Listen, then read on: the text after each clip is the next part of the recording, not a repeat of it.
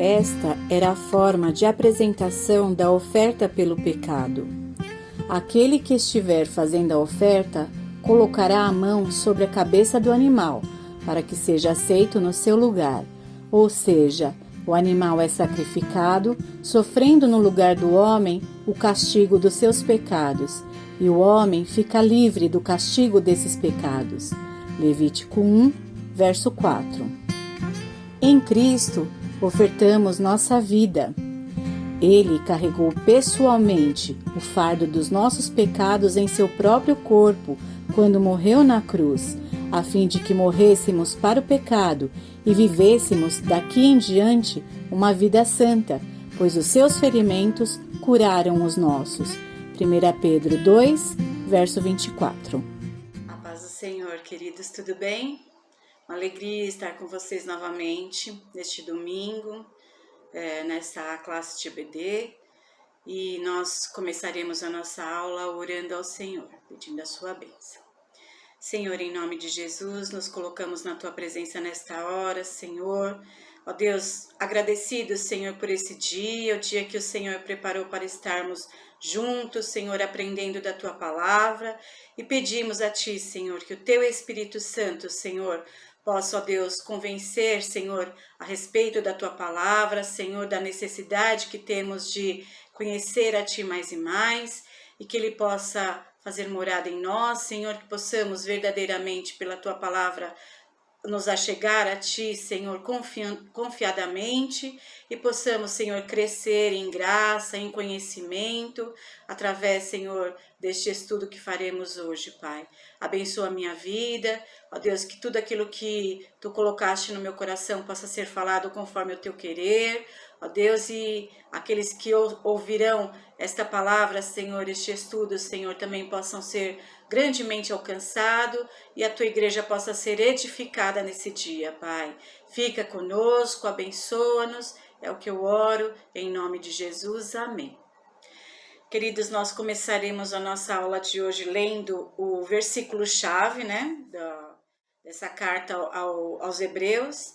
O versículo-chave está lá no capítulo 1, no verso 1 e 2. Diz assim: Havendo Deus antigamente falado muitas vezes e de muitas maneiras aos pais, pelos profetas a nós falou-nos, nesses últimos dias pelo Filho, a quem constituiu herdeiro de tudo, por quem fez também o mundo.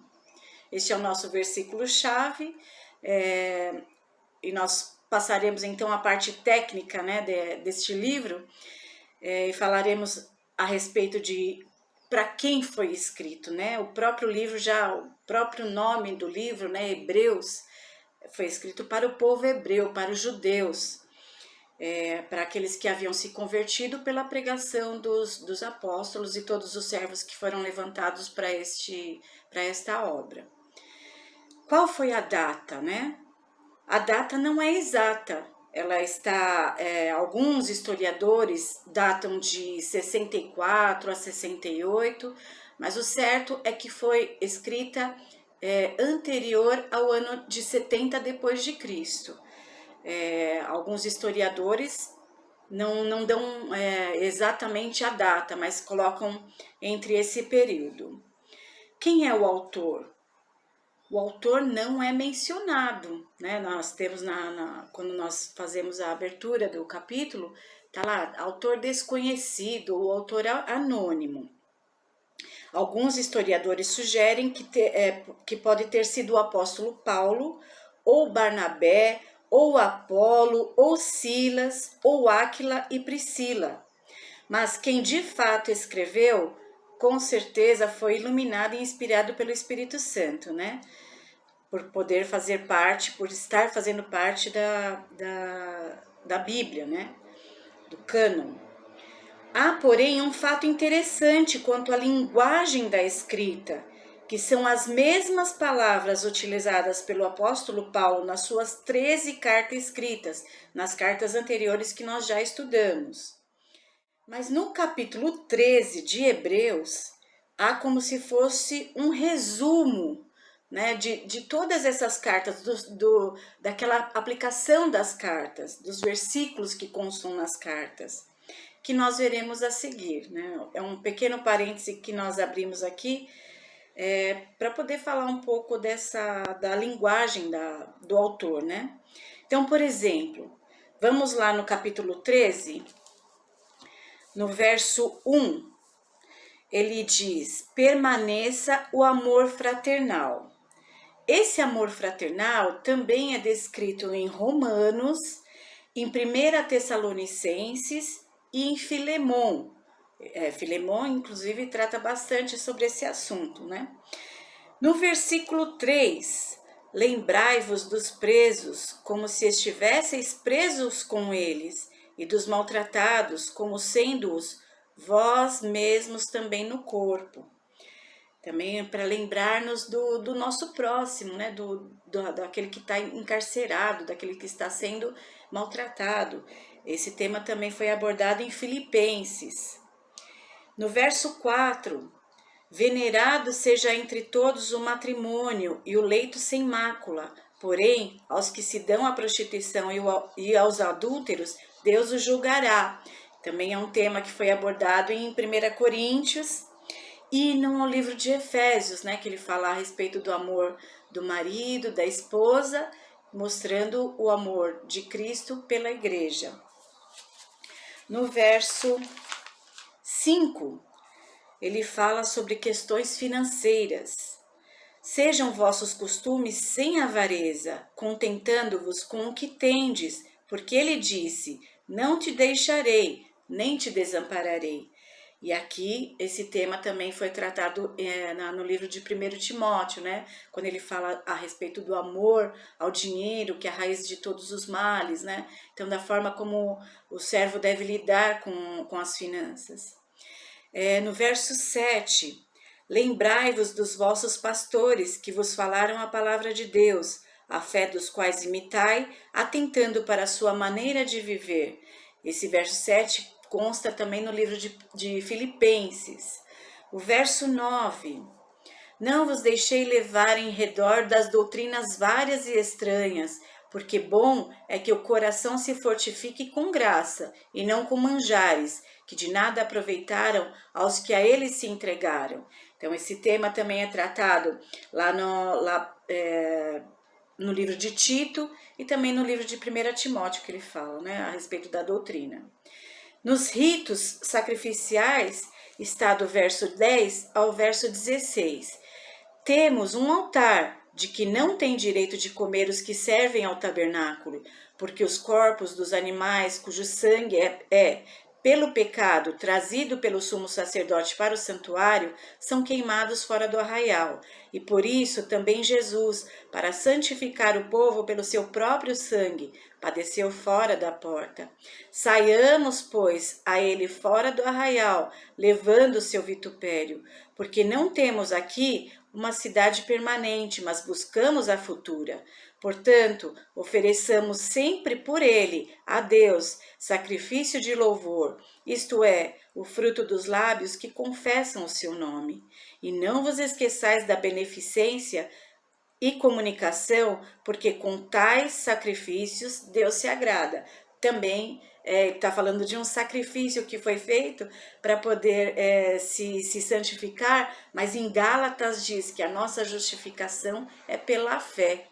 Então, todos esses versículos, eles meio que traduzem um pouco daquilo que foi escrito anteriormente nas outras cartas, né? Cartas para as igrejas, cartas para os servos, para Tito, para Timóteo, para Filemon.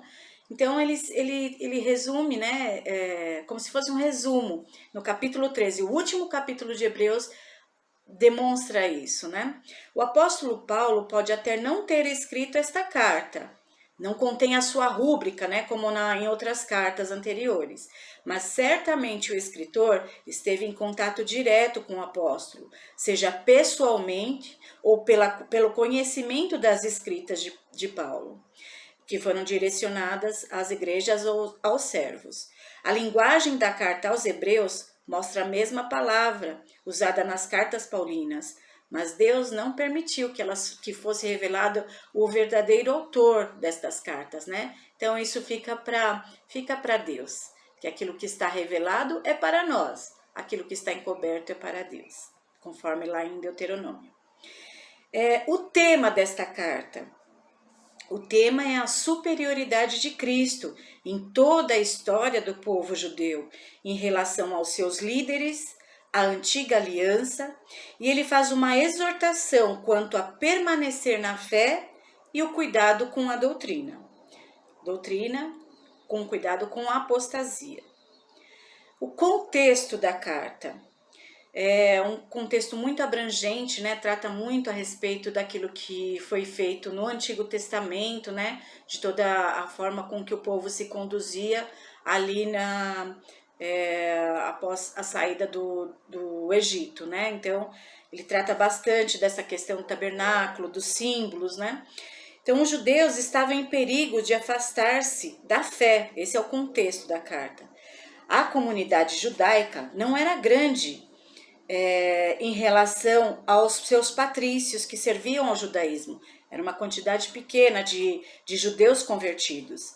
Eles estavam sendo chamados de traidores, eram odiados, foram isolados do restante da nação, e com tantas notícias de cristãos sendo tratados com violência e até mortos por parte do Império Romano, esses judeus começaram a desanimar.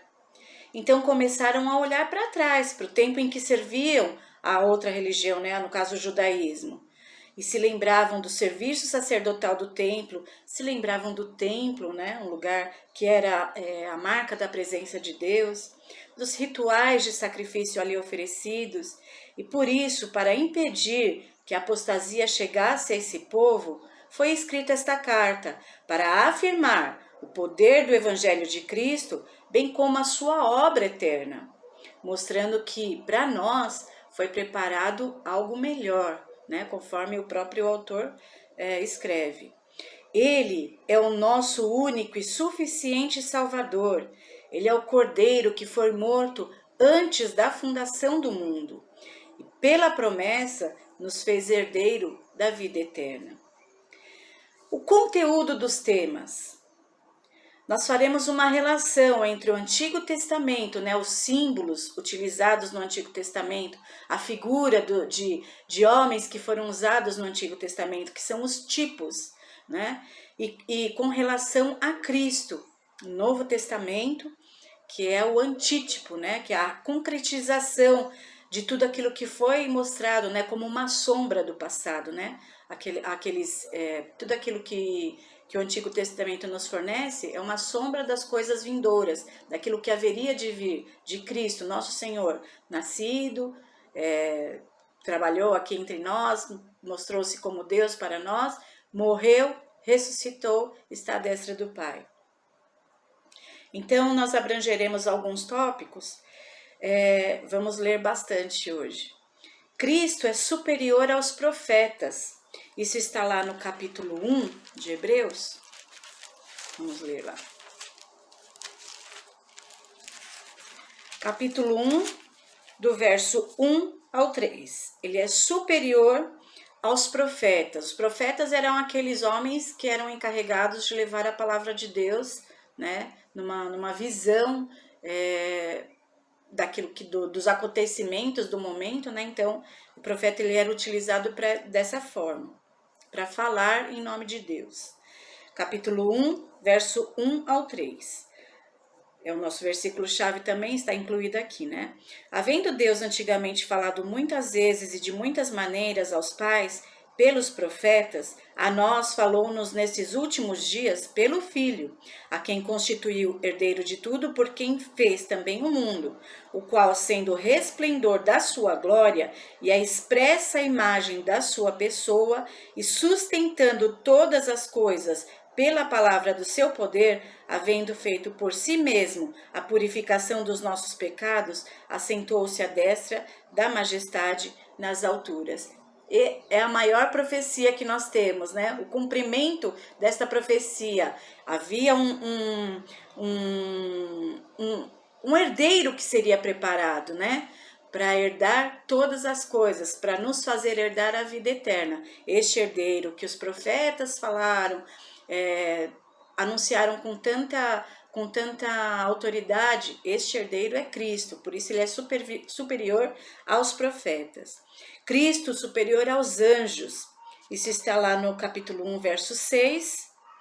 E quando outra vez introduz no mundo o primogênito, diz: e todos os anjos de Deus o adorem. Então, Cristo foi adorado. Os anjos não podiam ser adorados, eles eram transmissores, né? Eles eram a figura daqueles homens que também carregavam a presença de Deus, mas eram anjos, não podiam ser adorados. O Filho foi adorado. Então, no versículo 7, ele diz: e quanto aos anjos, diz, o que de seus anjos faz ventos e de seus ministros labaredas de fogo. O que ele está dizendo? Os anjos eram servos, né? Não podiam receber adoração. O Filho é Senhor de todas as coisas, recebe a nossa adoração. Cristo é superior a Moisés, né? O grande líder de Israel na saída do povo do Egito. Cristo é superior a ele. Moisés também era um servo, conforme está lá em Números 12. Vamos lá fazer essa leitura importante. Números 12, versículo 21. Aliás, perdão, versículo 7. Não é assim com o meu servo Moisés, que é fiel em toda a minha casa. Moisés era fiel, era servo, né? Ele não foi levantado como Deus. O único Deus é o Senhor Jesus Cristo. Cristo é superior a Moisés. A obra de Moisés foi muito importante, mas Cristo é superior a toda essa obra. Isso também está lá em Hebreus 3, do 1 ao 3. Pelo que, irmãos santos, participantes da vocação celestial, considerai a Jesus Cristo, apóstolo e sumo sacerdote da nossa confissão, sendo fiel ao que o constituiu, como também o foi Moisés em toda a sua casa. Porque ele é tido por digno de tanto maior glória do que Moisés, quanto maior honra do que a casa que tem aquele que a edificou. Então, Moisés edificou a casa, Cristo é a nossa própria casa, né? O nosso Senhor. Cristo é superior a Josué. Josué também foi um outro líder que foi usado para passar com o povo o Jordão e alcançar a terra prometida. Mas, no capítulo 4, versos 7 e 8, o autor escreve a respeito de uma incredulidade, né, que Josué teve que enfrentar. Ele diz assim: determina outra vez, um certo dia hoje, dizendo por Davi, muito tempo depois, como está dito, hoje, se ouvirdes a sua voz, não endureçais o vosso coração, porque se Josué lhes houvesse dado repouso, não falaria depois disso de outro dia. Então, Josué ajudou o povo a alcançar a terra prometida, né? Alguns apenas, né, herdaram essa terra, subiram com Caleb e Josué, outros morreram no deserto sem alcançar, inclusive o próprio Moisés, né, não entrou na terra do repouso. Então é uma semelhança à novidade de vida que nós temos em Cristo Jesus, pela remissão dos nossos pecados, pelo sangue dele vertido na cruz e pelo Espírito Santo. O sacerdócio perfeito de Cristo, né? Então Cristo é superior aos sacerdotes do Antigo Testamento, da Antiga Aliança. Está lá no capítulo 5, verso 1 ao 3. Porque todo sumo sacerdote tomado dentre os homens é constituído a favor dos homens nas coisas concernentes a Deus, para que ofereça dons e sacrifícios pelos pecados, e possa compadecer-se eternamente dos ignorantes e errados, pois também ele mesmo está rodeado de fraqueza. Por esta causa, deve ele, tanto pelo povo como também por si mesmo, fazer oferta pelo pecado. Então, o sumo sacerdote, né, o sacerdote para entrar na presença de Deus e oferecer, fazer um sacrifício em favor ao povo, do povo, ele tinha que se purificar antes, ele tinha que oferecer pela própria vida, né? E o sacerdócio só poderia ser da linhagem dos levitas, não podia ser de uma outra tribo, né? Tinha que ser da tribo de Levi, Arão e da família de Arão, né? Os descendentes de Arão. Essa foi a ordem que Deus deu. Lá em Levítico 21 está escrito a respeito desta ordem. Então eles faziam a expiação pelo pecado do povo, eles se purificavam e deveriam ser da descendência de Arão. Cristo, porém, vem da tribo de Judá.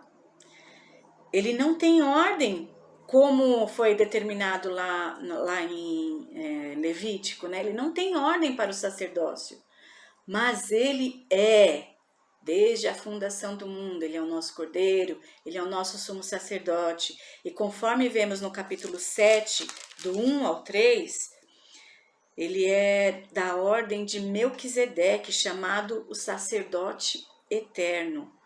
Então vamos ler lá, 7, do 1 ao 3.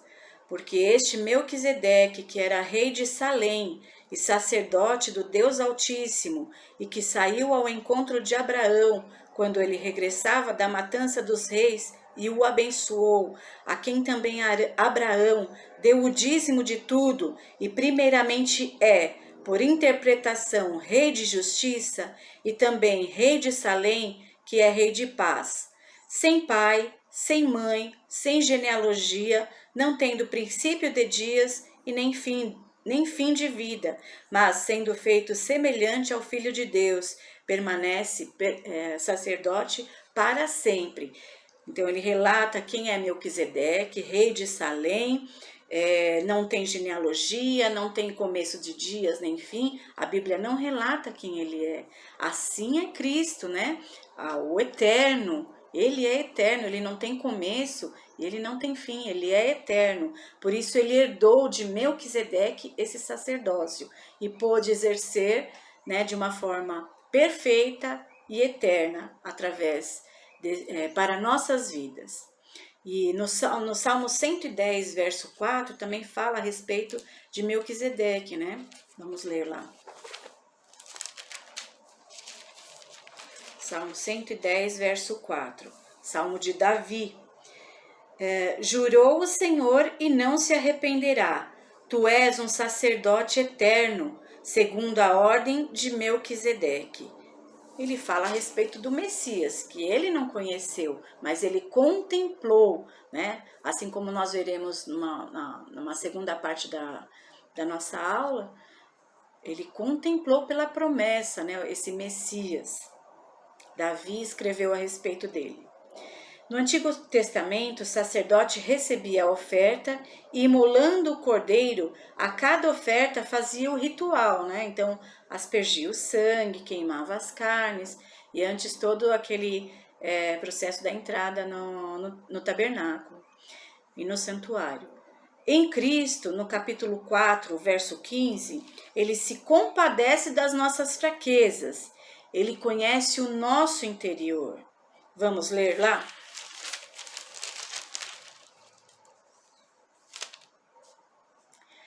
Porque não temos um sumo sacerdote que não possa compadecer-se das nossas fraquezas, porém um que, como nós, em tudo foi tentado, mas sem pecado. Então, o que quer dizer aqui? No Antigo Testamento, o sacerdote tinha que receber aquela oferta, o homem ia lá e falava, olha, eu pequei, estou oferecendo por determinado pecado, estou fazendo esta oferta no santuário. Mas Cristo, ele conhece o nosso interior, ele sabe como nós devemos, de que forma nós recebemos o perdão, né? De que forma nós devemos ser tratados. Cristo sabe, ele conhece as nossas fraquezas, ele sabe como trabalhar as nossas vidas até que alcancemos a perfeição.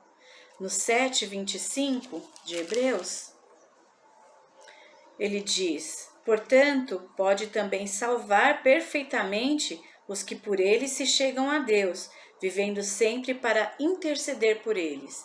Ele é o nosso intercessor. ele é perfeito, ele é santo, né? Conforme versículo 26 e 27, porque nos convinha tal sumo sacerdote santo, inocente, imaculado, separado dos pecadores e feito mais sublime do que os céus, que não necessitasse, como sumos sacerdotes, de oferecer cada dia sacrifício primeiramente por seus próprios pecados e depois pelos do povo, porque isso fez ele uma vez, oferecendo-se a si mesmo. Então ele não havia necessidade dele se purificar para nos purificar, né? A oferta que ele fez na cruz foi suficiente, uma oferta só. No Antigo Testamento, os homens vinham, pecavam e ofereciam. Vinham novamente, pecavam e ofereciam o cordeiro, né? Então, o Levítico relata diversas formas de purificar diversos tipos de pecado, né? Então, eles tinham que observar todos esses mandamentos, todas essas ordenanças. Cristo não, Cristo conhece o nosso interior e sabe como nos alcançar. Cristo é superior à antiga aliança, né? O antigo pacto. Ele é o nosso mediador, ele é o nosso elo, né? Aquele que nos liga a ele mesmo, né? Ele é o nosso conciliador. Nós, pecadores, jamais poderíamos entrar na presença dele estando em pecado, mas ele é o nosso mediador, é o nosso conciliador, conforme o capítulo 8, verso 6. Mas agora alcançou ele ministério tanto mais excelente, quanto é mediador de um melhor concerto, que está confirmado em melhores promessas. Ele é o sacrifício perfeito, que se ofereceu por amor a nós, para a remissão dos nossos pecados definitivamente. Isso está lá no capítulo 9, nos versos 11, 14 e 22. O verso 11. Mas vindo Cristo, o sumo sacerdote dos bens futuros, por um maior e mais perfeito tabernáculo, não feito por mãos, isto é, não desta criação, próprio Senhor Jesus, né? Quanto mais o sangue de Cristo, que pelo Espírito Eterno se ofereceu a si mesmo, imaculado a Deus, purificará a vossa consciência das obras mortas, para servirdes ao Deus vivo. E agora o 22. E quase todas as coisas, segundo a lei, se purificam com sangue, pois sem derramamento de sangue não há remissão, não há perdão, não há libertação do pecado. O tabernáculo representa a presença de Deus no meio do seu povo. Agora, a presença de Cristo está em nós, aqueles que aceitaram, né, a sua morte e a sua ressurreição, que confessaram que Ele é o único Deus. Ele está presente em nós através do Espírito Santo, que nos convence do pecado, da justiça e do juízo. Por isso, esta aliança é melhor. Não é necessário que nos acheguemos com animais, com sangue de animais, né? O próprio Cordeiro, nós nos achegamos a Ele, confessamos o nosso pecado, alcançamos a justiça, né? Que vem da parte dele, e somos abençoados nesta nova aliança.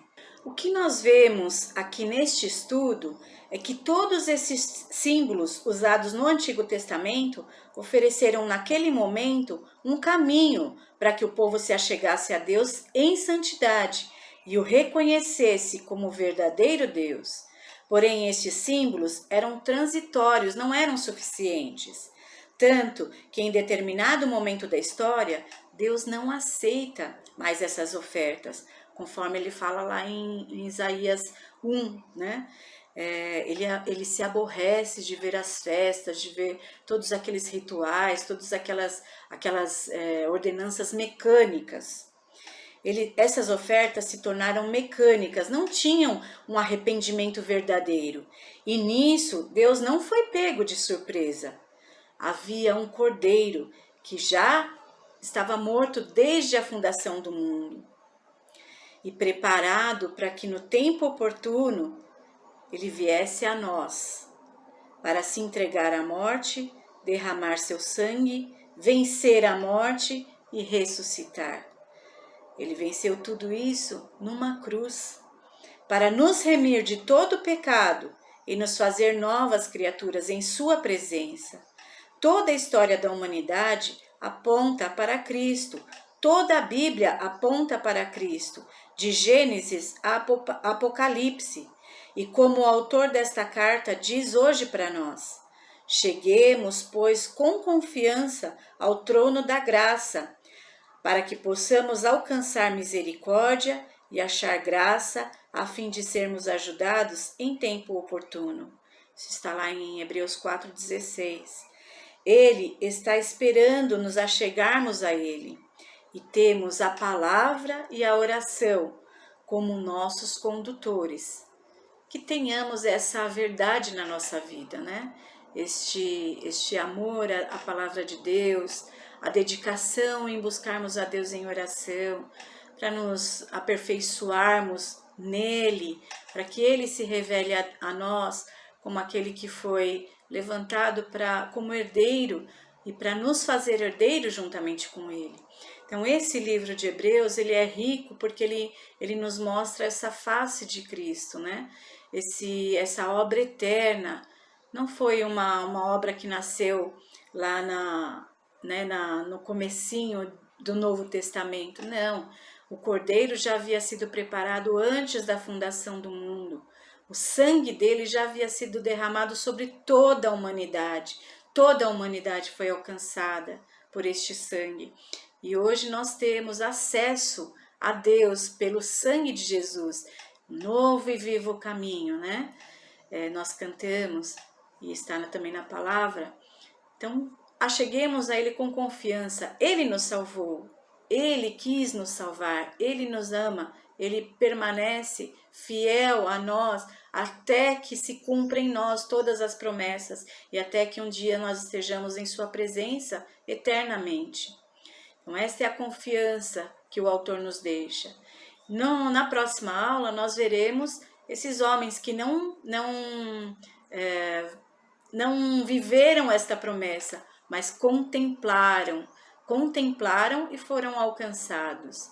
Eles viram além daquilo que os olhos humanos podem ver e foram alcançados. Fica para a próxima aula. Não esqueçam, vamos viver de fé em fé. Esta é a obra do Senhor. Aquele que se aproxima de Deus, creia que Ele existe e que é galardoador daqueles que o buscam.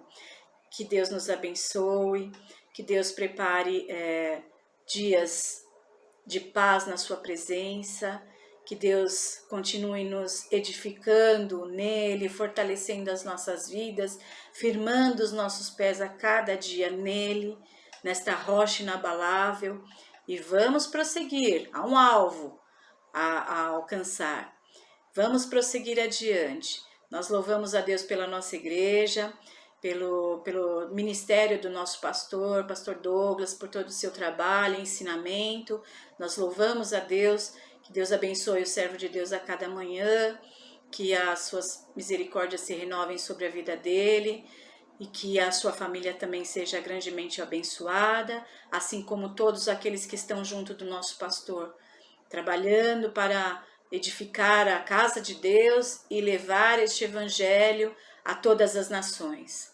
Que Deus nos abençoe, que Deus nos guarde, que Deus cumpra em nós toda a sua vontade. Nós vamos orar para encerrar. Grande Deus e Pai Todo-Poderoso, nós queremos te louvar nesta manhã pela tua palavra, Senhor, pela firmeza que temos, Senhor, em saber que tu, ó Deus, está presente em nossas vidas, pelo teu Espírito Santo. Senhor, a tua promessa se cumpriu, Senhor, do derramar do teu Espírito, ó Deus, e nós fomos alcançados, Senhor, ó Deus, e temos, Senhor, este tesouro, Senhor, sobre as nossas vidas. Guarda-nos, Pai, para que nada venha a roubar, Senhor, a tirar a nossa fé, desanimar-nos na caminhada, Senhor, mas que prossigamos, Senhor, firmes, ó Deus, crendo que Tu estás, Senhor, conosco, nos ajudando em todos os momentos da nossa vida, Pai. Abençoa os meus irmãos, a família dos meus irmãos, a todos os adolescentes da Tua casa, que sejam alcançados por esta palavra e que o coração, Senhor, cada vez mais busque a Ti, Senhor, porque Tu és o nosso suficiente Salvador. Ó Deus, não há, ó Deus, algo que possa suprir as nossas vidas, Senhor, como Tu nos supre, ó Deus.